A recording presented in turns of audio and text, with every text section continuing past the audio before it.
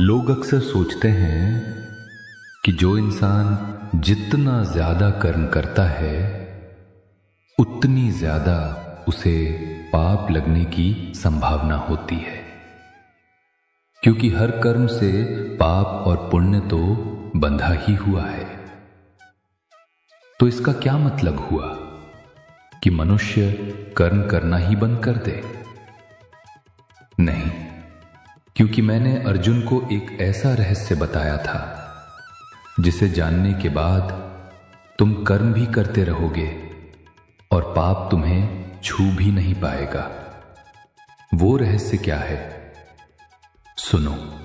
ब्रह्मण्याधाय कर्माणि संगम त्यक्त्वा करोतिया लिप्यते न स पापेन पद्मपत्रमिवाम्भसा। अर्थ सुनो ध्यान से। जो मनुष्य अपने सभी कर्म मुझको अर्पित करके और फल की आसक्ति छोड़कर काम करता है, वो पाप से उसी तरह अछूता रहता है जैसे कमल का पत्ता पानी में रहकर भी गीला नहीं होता। अब समझो, पाप कब लगता है? जब कर्म के पीछे मेरा का भाव हो, मुझे मिलना चाहिए, मेरी मेहनत है, मेरा हक है। यही अहंकार, यही आसक्ति, यही पाप का मूल कारण है। अब इसे आज के जीवन से जोड़ो।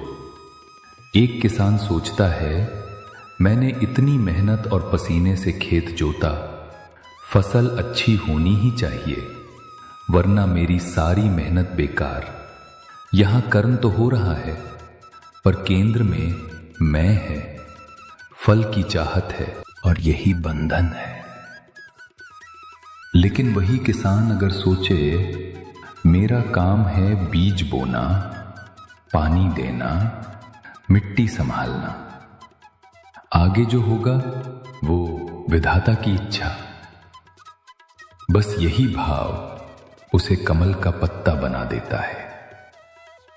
कर्म वही, मेहनत वही, पर पाप वो पास भी नहीं भटकता। तो आज से एक बात याद रखो, कर्म करो पूरे मन से, पूरी ईमानदारी से, पर मेरा का भाव छोड़ो और फल की चिंता मुझ पर छोड़ दो। जिस दिन ये समझ गए, उस दिन से पाप तुम्हें छू भी नहीं पाएगा।